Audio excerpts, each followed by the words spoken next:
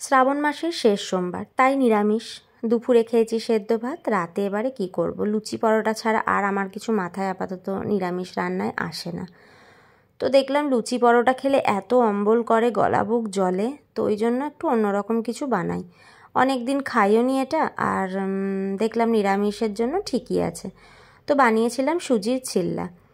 সবজি থাকলে বেশ ভালো হয়, তো আমার কাছে কোনো সবজি ঘরে ছিল না, সেই জন্য আমি যেগুলো ছিল সেগুলো দিয়ে বানিয়েছি। প্রথমে নিয়েছিলাম 1 কাপ সুজি, দু চামচের মতো টক দই, নুন, ধনেপাতা ছিল, ধনেপাতা, কাঁচা লঙ্কা, আর একটু দিয়েছিলাম চিলি ফ্লেক্স। তো ওটা দিয়ে জল দিয়ে আমি ব্যাটারটা রেডি করে নিয়েছি। এবারে ফ্রাই প্যানের মধ্যে সামান্য সাদা তেল দিয়ে ব্যাটারটা দিয়ে 2 পিঠ ভালো করে ভেজে নেব। হ্যাঁ, ওপরে আমি একটু অয়েল দিয়েছিলাম এই কারণেই, কারণ সুজি যেহেতু চিটে যায়, তার জন্য উপরেও একটু তেল দিয়েছিলাম। যাই হোক, দেখো এখানে 2 পিঠটা ভেজে নিলেই আমার সুজির চিল্লা রেডি হয়ে যাবে। সস দিয়ে পরিবেশন করলে খেতে খুব সুন্দর লাগে।